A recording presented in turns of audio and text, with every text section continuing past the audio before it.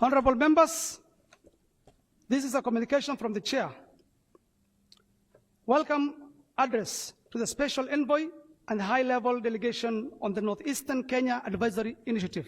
Honorable members, it's my honor and privilege to officially welcome the Honorable Chamber to the Honorable Chamber, a distinguished delegation undertaking a high-level mission that marks a significant milestone in the ongoing efforts to secure peace, stability, and sustainable development in Northeastern Kenya.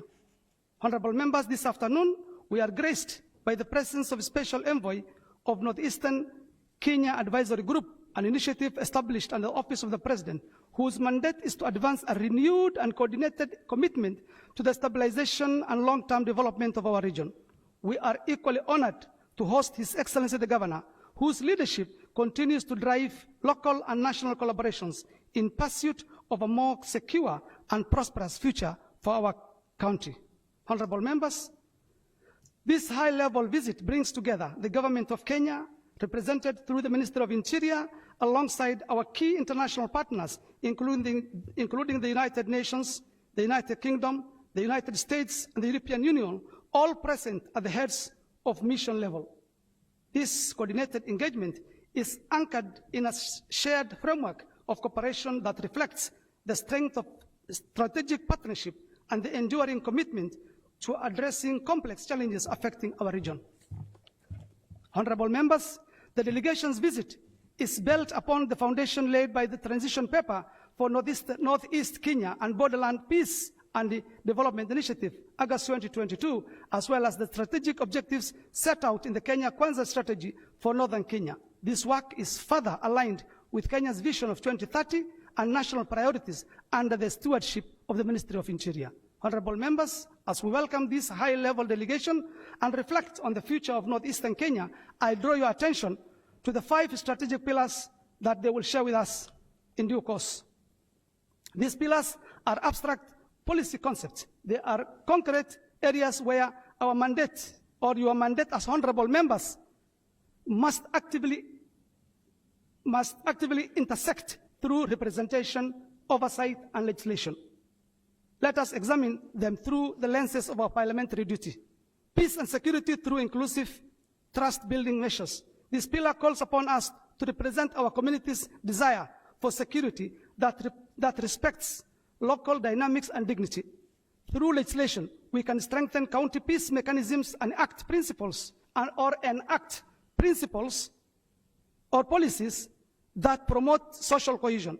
And through oversight, we must hold implementing agencies accountable to ensure interventions are fair, community-driven, and aligned with the constitutional safeguards. Number 2, education and youth opportunity. With a focus on equity and empowerment as representatives, we are the voice of a generation whose future depends on inclusive and quality education.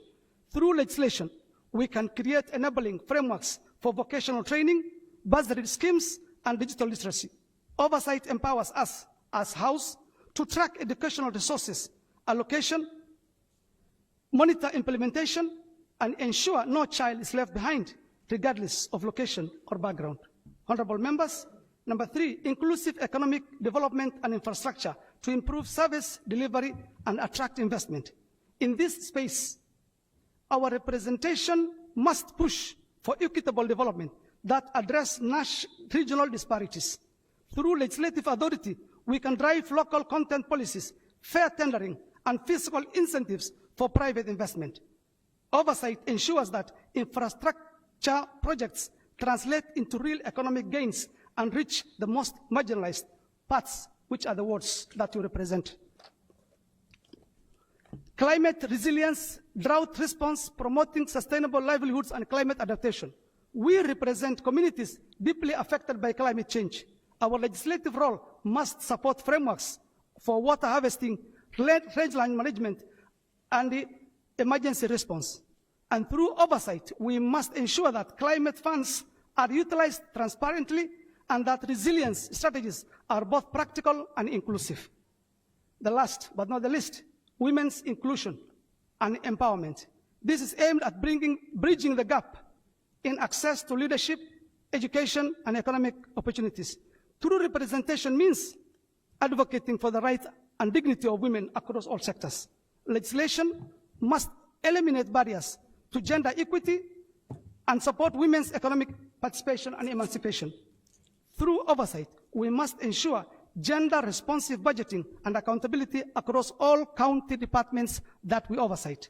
Honorable members, these pillars are not isolated interventions. They are interlinked commitments that demand the full exercise of our constitutional mandate.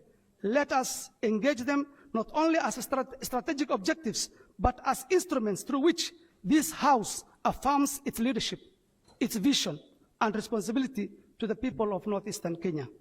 Honorable members, the Special Envoy, including the Resident Coordinator of Kenya, UN Kenya, Mr. Stephen Jackson, the High Commissioner UK, Mr. Neil Wigan, Mr. Mark Dillard, representing the US Embassy, and Harriet Geiger, the Ambassador EU, the Presidency, and the Ministry of Interior are as follows. Allow me to mention the names for the purpose of record. This is a House of Records.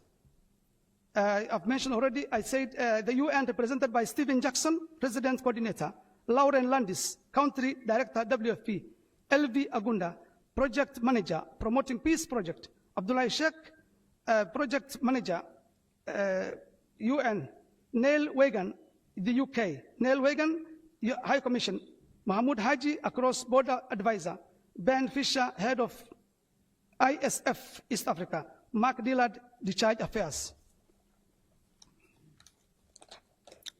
Ryan Dam, Executive Office, Harriet Geiger, Ambassador EU, Government of Kenya, Asaska Labarakwe, State Department for Immigration and Citizenship Services, Ibrahim Rashid, NEDI Advisor, Bahati Karanga, Director NEDI, Harriet Chigai, Special Advisor on Women's Rights to the President, His Excellency William Ruto.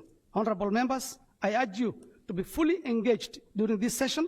This is a momentous occasion that calls for the highest standard of decorum, attention, and respect.